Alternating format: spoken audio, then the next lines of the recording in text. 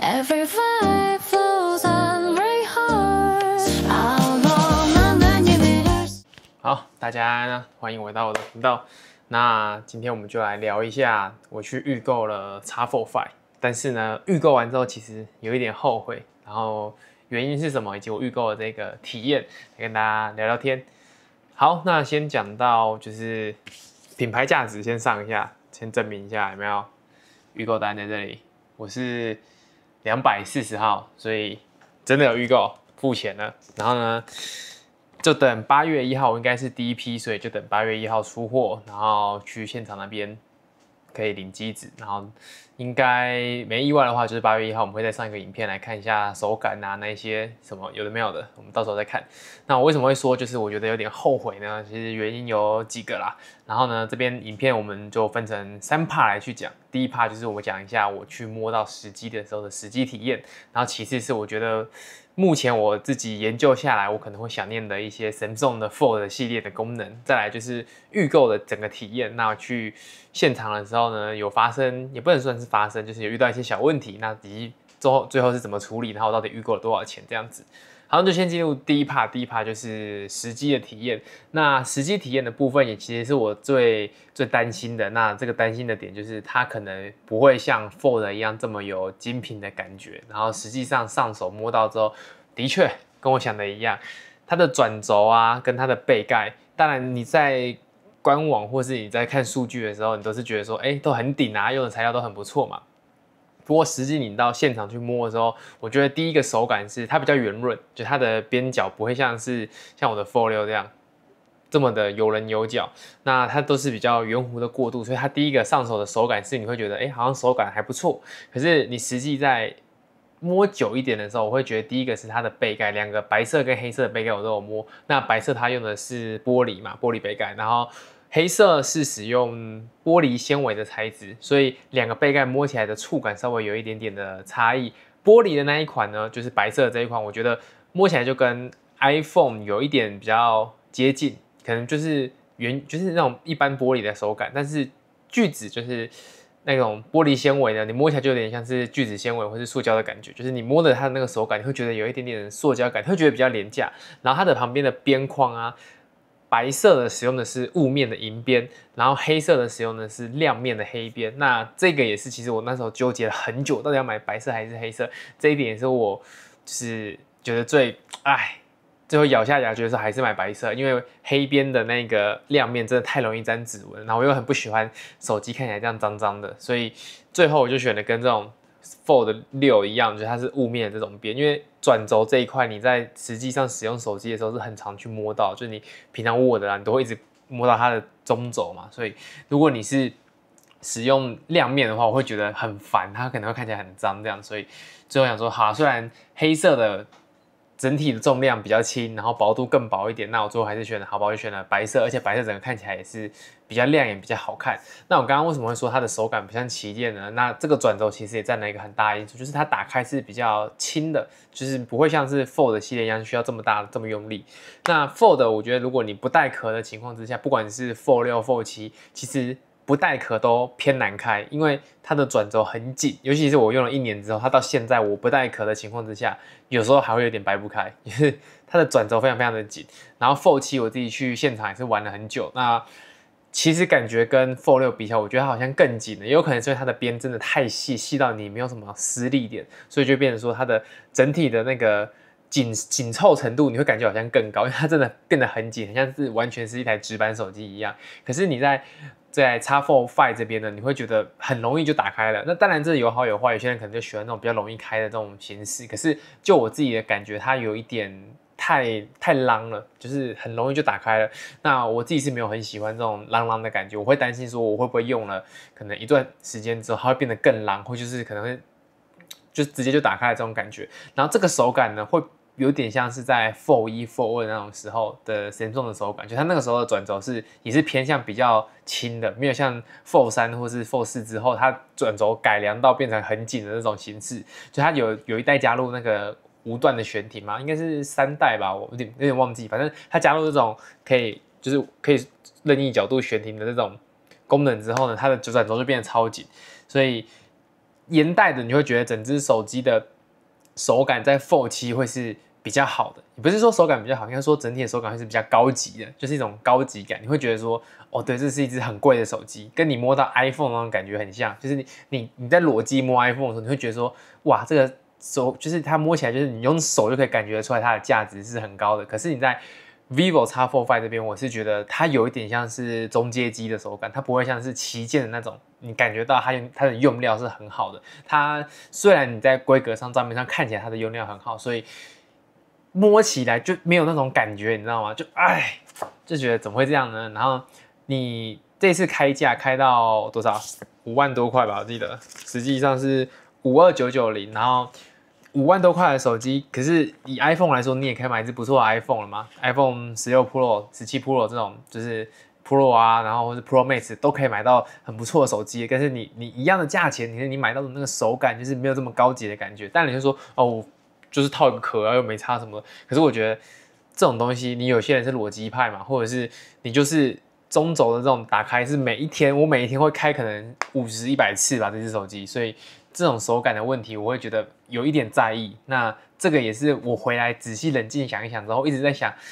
到底要不要留着这只手机？就是我都还没拿到，我就已经开始想这个问题了。然后呢，再其次，除了手感的问题之外，我在现场玩手机的时候，其实还有发现一个问题。然后我后来在其他的 YouTuber 的影片下面，其实都有看到有人留言说有这个问题，就是你看 YouTube 的时候，它的荧幕会变成60赫兹，就是你原本是设定120，可是你只要 YouTube 在播影片的时候，然后它挂在后台还是挂在小窗上的时候，它都会把你的荧幕锁在60赫兹上。我不知道为什么，就是我在现场我有遇到这个问题，然后我那时候还搞不清楚是为什么，就是我突然间觉得，哎，怎么手机变这么钝？然后为什么会卡一种卡60的感觉？可是因为现场玩的时间不多嘛，然后你后面很多人在排队，所以我在用的时候我有发现到这个问题，可是我没有发现到是 YouTube 的问题，因为我觉得也是一个 YouTube 挂在那边，因为你在展示机里面可以使用到的 App 不多，就是我记得现场就是有传说对决，然后几个 Google 内建的 App。就是有在里面，但是我就找不到出原因，说为什么突然间变很卡？我说已经过热了吗？这么快吗？前一个人才刚玩完，我玩，他就过热了吗？所以我想是过热，所以他锁60，后来发现不是，它其实温度我用手摸啦，它也没有到很高。后来才看到 YouTube 的人才发现说，它会锁 YouTube 在60赫兹，就不知道为什么，可能是系统的，就是为了它省电啊，或是根本就是一个 bug。那这个问题我觉得也是稍微有点困扰我，因为我不算是很重度在看 YouTube 的，可是我有时候会是需要一边看着 YouTube， 可能在看一个直播，或者是说我可能需要一边看攻略，然后一边在下面可能是玩游戏。那这个时候如果它会锁我60赫兹，那我会觉得有一点阿杂。然后这个状况我不知道实际上拿到手机之后会不会修复，然后或者是可能 maybe 没有想的那么严重，这不确定。但是至少我在现场都有遇到这个问题。那希望他们在正式拿到手机之后，是可以把这个问题修好，然后把就是bug 修一修吧。就是你刚摸5分钟你就遇到这个 bug， 你会觉得这手机是不是有点不行？那当然你在神送的手机上你就不会有这种问题，因为神送已经做折叠手机这么久了，所有的 bug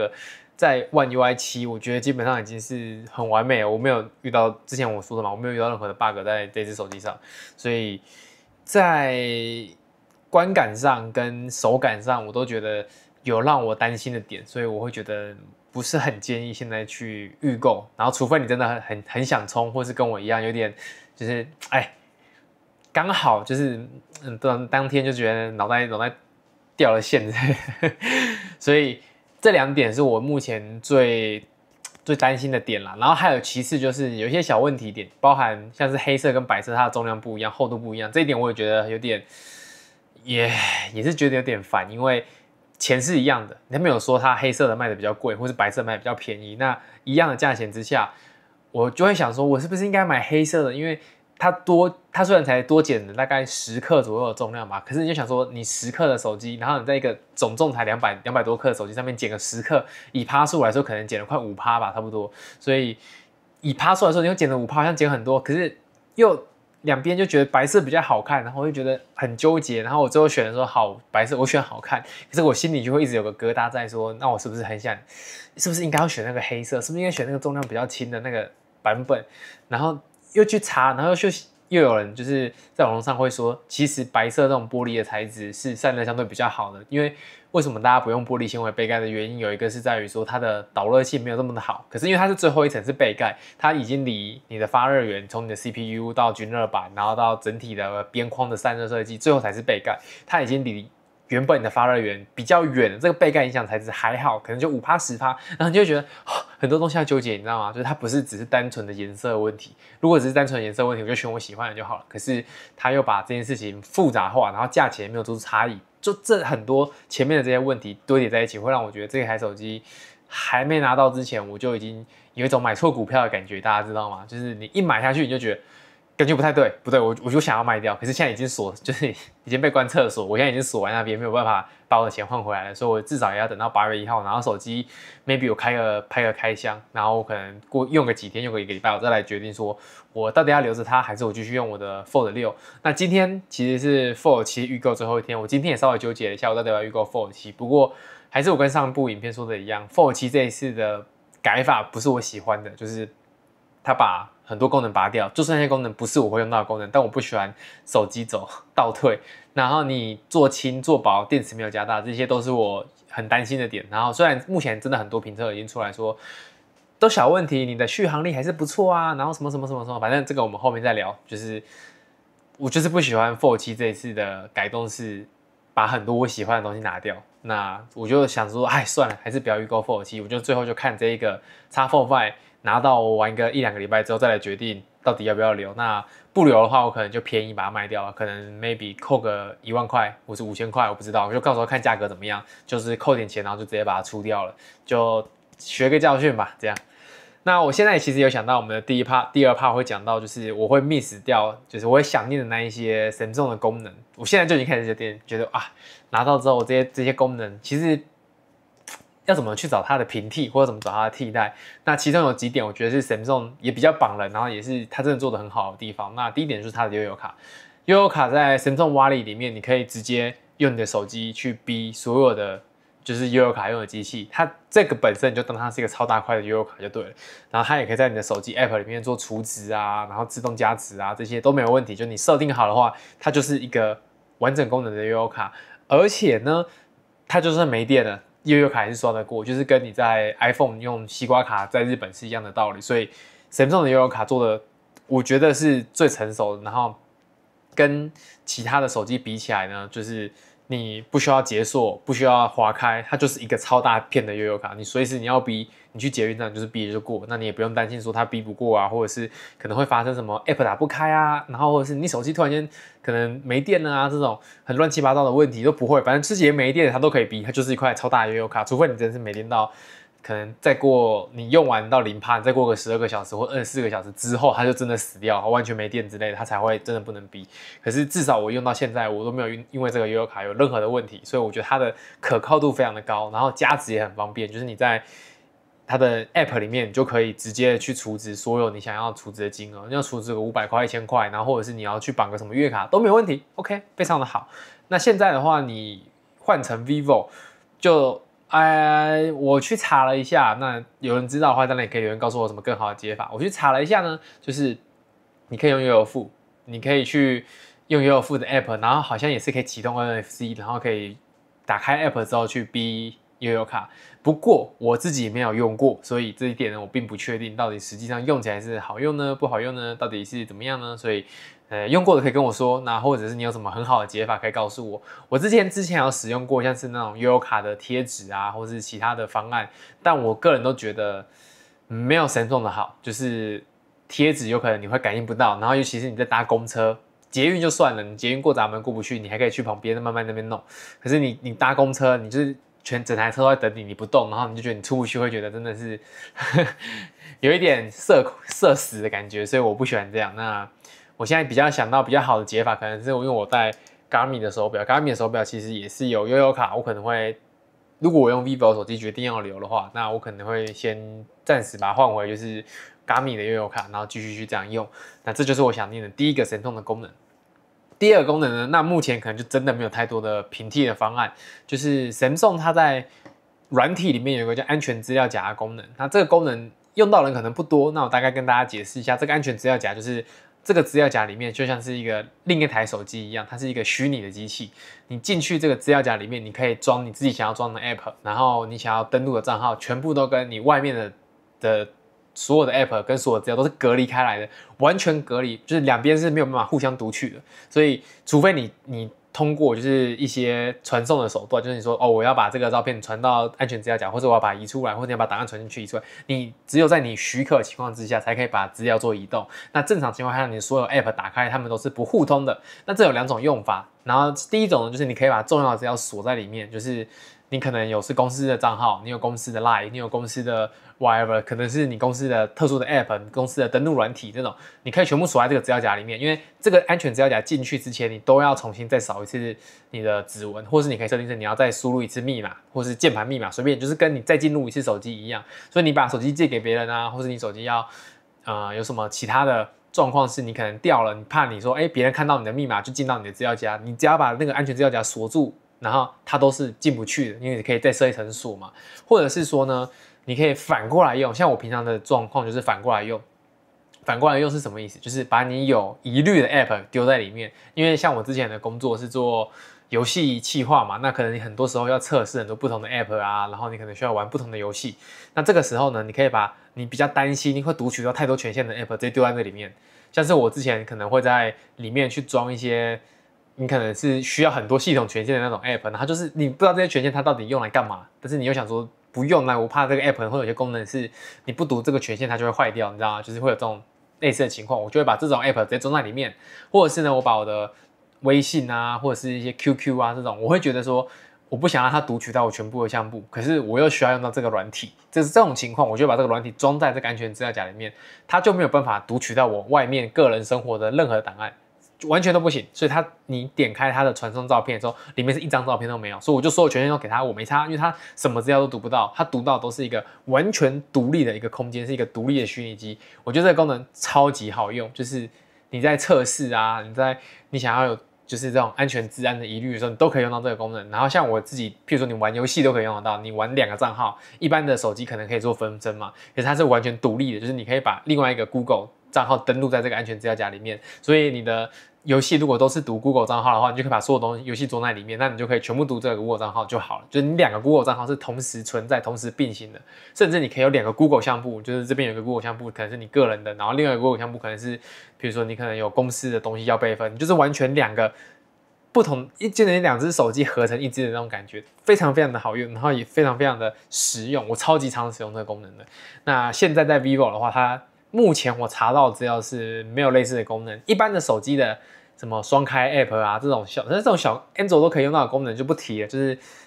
Samsung 啊或者是 vivo 都有这个功能 ，Samsung 也有 ，Samsung 也可以在外面自动进行分身，这全部都是标配了。但是它目前我查到是没有做出一个完全虚拟的空间，可以把我自己的账号或是把我的 App 登录进去的这种完全独立的一个虚拟机。那目前的话呢，可能要等安卓15，因为安卓15在发表的时候，它其实就有做到这个功能，应该叫什么 Private Space 之类吧，就是私人空间的那个功能，在安卓15就有内建。那这个我看它的说明，就跟 Samsung 这个安全资料夹的功能是一模一样的，但是安全资料夹已经出超久，就是用了几年了，我记得好像 Fold 1就有了吧，至少6-7年以上了。所以如果之后 vivo 更新到安卓15，有可能如果它把这个功能不要砍掉，放回来放进来的话，那有可能我们就可以有这个一样的功能待遇。所以，但是目前呢，就我所知是没有，所以这一点呢，就是我可能之后还要再想办法，我要怎么去处理这件事情。就是如果我是要同一只手机去做测试，但现在是还好，所以目前用不到。那没有这功能，我稍微有一点点头痛的，就是这种小地方，你就觉得，好，下一个呢，我会觉得就是也被你会怀念到的功能就是 Samsung Dex， 这个也是应该是蛮冷门的功能。就是 Samsung 的手机呢，你不管是 Fold S25，然后或者是其他，就是一些中阶以上的手机，应该大部分都有。我记得有支援的手机蛮多，除了 Flip 好像不行以外，Flip 好像是这一代有加无线版本的 Dex， 但是有线版本的没有。那 Dex 是什么呢？就是它可以你在用你的手机，你只要接一个 HDMI 的转接线，然后插到这个 Type C 上面，然后就可以把画面投影到你的电视上嘛。投影上去的时候呢，它不会是一般的像是 iPhone 一样的是这种镜像模式，它使用的是一个桌面模式，就是你可以像操作 PC 一样，它会有就是你的滑鼠啊、你的键盘啊，然后你可以点开 App 可以自动拉大，就是你可以像你在操作 Windows 一样，你可以摆好几个 App， 然后去操作你的手机。这个功能呢，老实说啦，用到的机会不多，可是因为我有被它救过1-2次，就是你在简报的时候，你笔电不知道为什么跟现场的那种投影机不合，或者你在会议室你要突然间 demo 一个什么挖高，是你在你手机上才有的一个 app， 这种情况呢，你接上去之后，你不会想要把你的手机全部投影出来，因为你的手机会一直跳什么乱七八糟的通知，群组人在聊天，然后呢，或是你的手机全部打开，你会担心说是不是被人家看到什么，就是你可能在看一些杂七杂八的 FB 啊，你就不想要看到一些私人东西给别人嘛，所以你接上这个 DeX 的时候呢，它会跳出一个很干净的桌面，你可以把这个桌面完全客制化成一个你想要的，就是你的桌布啊，你开启的 App 啊，这些全部都客制化，所以你接上你的手机的时候，你就像是开了另外一台电脑一样。那这个功能我真的是以实际体验来说，我被救过1-2次吧，就是那种你真的是到现场之后，笔电完全不知道为什么就接不上。那我就开我的 DeX， 然后因为我通常会把我的档案放在我手机里面，或是放在云端上，你就接上你 DeX， 然后你就把你的手机就会变成一个类似触控板的一个显示画面，所以你就可以用你的手机稍微去触控一下当滑鼠用，然后把你档案打开，然后你可能只是要，比如说你想要 demo 一个游戏，然后或是你要 demo 一个 PPT， 你就可以直接把它打开一个全幕，然后你就可以用这只手机去做 demo。然后那个时候就觉得哇，这个功能很赞。可是呢，你像我现在没工作，所以生活上你会用到这个功能的机会其实并不多。老实说，谁会没事拿你的手机去接电视？现在都马上直接投影上去，就是你说，我看到一个很好笑的 YouTube 啊，就是可能用 Chromecast 啊，或者用 AirPlay 啊这种方式，就是投影到电视上嘛。你真的会想要去操作它的这个时机其实不多。那我仔细回想起来，我过去1年有用到这个功能的情况，就是我在出去玩，然后我会带一个一样是 HDMI 转接线，然后可能是你想要看个 Netflix 什么，你就可以把这个画面投上去，然后或者是你可能想要看当天的拍照的那些相簿什么，你就可以把一样手机接上去，然后你可以把东西打开来，会比直接投影画面更好用一点。然后你也可以选择旧的模式啊，就你也可以选择整只手机投影上去，这个也没问题。只是有这个 DeX 的时候，我就觉得说，会看起来更专业，然后在多工上面也会更好用，然后甚至如果你出门不想带笔电，你带一个吸带式的萤幕，你可以玩你的 Switch， 你也可以就是拿来投影当一个小笔电来用也没问题。所以这个功能没有，我会稍微有点想念，但是依照它的使用频率其实不高的情况之下，我又觉得好像还可以接受。对，再其次呢，就是 S Pen 的功能，当然 S Pen 这个功能。Fold 6有 Fold 7直接砍掉，那 Fold 7跟 Vivo X4 Five 2个都没有，那就没差。所以这个 S Pen 功能我会稍微有点想念啦，毕竟之前很多时候是要签名的，就是我最常用的功能就是签名，其他功能不会用，不会画画，然后不会写笔记，不会用到 S Pen 的乱七八糟的功能。但是我很常用到的功能就是签名，签 PDF， 所以没有就是那么小遗憾。因为现在没工作不会签名，所以不管是 Samsung DeX 还是 S Pen 这两个功能，我都觉得还好。但是安全资料夹啊，这个真的我要想一下怎么办。然后悠游卡这个目前有解法，然后我希望有更好的解法。这两个功能可能 maybe 之后就会有更好的解法，我有想到再跟大家体验。好，最后呢，我们就来讲预购的整个体验。那我自己是觉得体验以三创门市啊，就是实体店的门市体验是不错，就是服务人员不是服务人员，应该算店员，或是他可能是店长，他的就是引导啊，或是他跟你介绍啊，或这些闲聊啊，我都觉得是很亲切的，那你的体验是非常好的。不过我觉得有一点我一定要讲，就是 Vivo 的它那个事前登录，它可以让你填你的电话、email， 然后你去登录说你要不要，就是你说你有意愿要买这只手机，你可以先登录嘛。然后呢，我当初以为我参加了这个活动，但实际上没参加到。为什么会没参加到呢？因为你去 Vivo 的官网点下去，你把你的介绍划完之后，它最下面会有个获得最新资讯的那个填的表格。然后我以为是那个，我就填了那个表格。我填完之后呢，我就想说，我应该是有登记的吧？它没有一个什么确认之类的系统，我就想说 ，OK， 我登记了。实际上发现不是那个地方，是另外有一个网页是。它的提前预购的网页，你要到那个网页里面去再填一次所有的资料，它才会让你登记进去。然后登记好之后，还会有一封信告诉你说，你登记成功啦，你是什么 Vivo 什么蛙哥小的，反正我没登记到。然后呢，现场就没啦，就是我的预购的那个多一次的荧幕保护的那个破损的什么，应该是多一次荧幕保险的次数吧，就没啦。就预购为什么要做这种活动，然后不摆在首页，首页点进去是另外一个输入 email 的地方，然后让人家进去输入完之后呢，你以为你有登记了，但其实不是，我们有另外做一个网页哦，这个网页登记才是对的哦，就直接搞错了啊，是不是？所以这一点我其实是蛮不满的啦，就是因为你少了一次次数，有些人当下我有点想要，就是只想要直接走了，你知道吗？但是我想说，好了，算了，都来了，你知道吗？有一点，你知道，想说来都来了，就是还是买了又觉得很后悔的这种心态。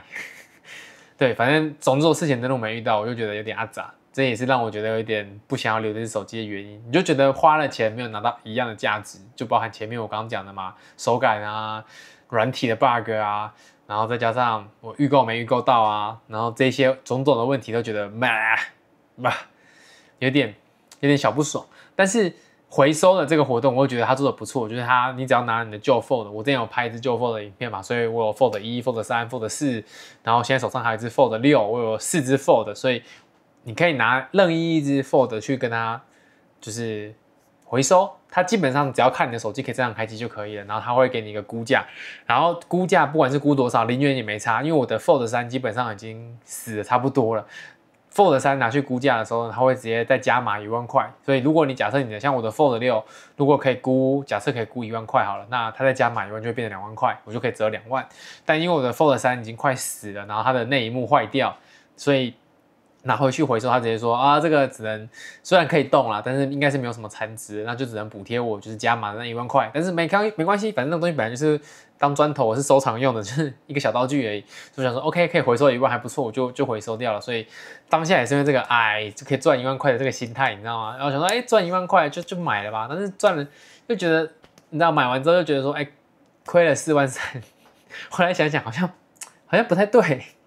所以有点就是这种感觉，但是这个活动设计的不错啦，就是你不管是哪一支 Fold， 你只要拿回去，你都可以补贴1万块。之前Samsung也有类似的活动，就是它可以额外加嘛，但是后来它全部都取消，就是你老用户拜拜，不管你咯，你想要换新机，就是拿来折抵啊。然后像我的 Fold 6，我去看了一下，折抵到 Fold 7，折抵2万块嘛，价钱是还行啦，你跟现在卖二手可能也差不多，但是我就觉得说，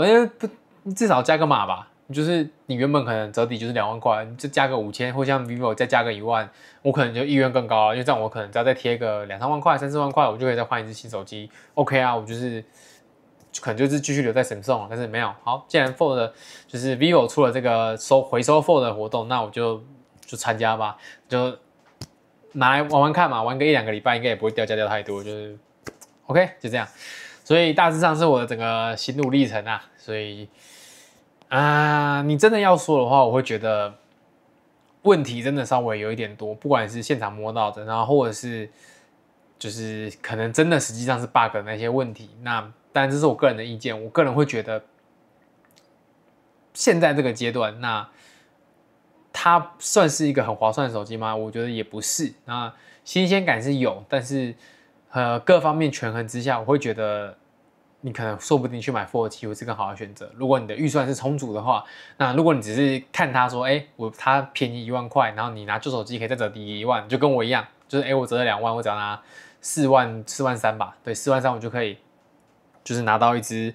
全新的折叠手机，然后稍微玩玩看，那 maybe 稍微玩玩看，那 maybe 我可以玩个2个礼拜、3个礼拜卖掉，然后之后反正8月底我们 Pixel 就会出了嘛，所以我可能之后又再换 Pixel， 到时候我们再来看后面怎么样处理这只手机 ，maybe 就是4万块卖掉，我就亏个3000块 ，maybe 不知道，反正大致上就是我的说的心得了。那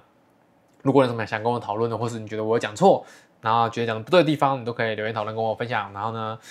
或者是有什么你想要知道啊，或者想要跟我聊天都 OK，就是下面留言讨论。然后喜欢频道就订阅，巴拉巴拉巴拉，反正大家知道该怎么做的，就这样啦，拜拜。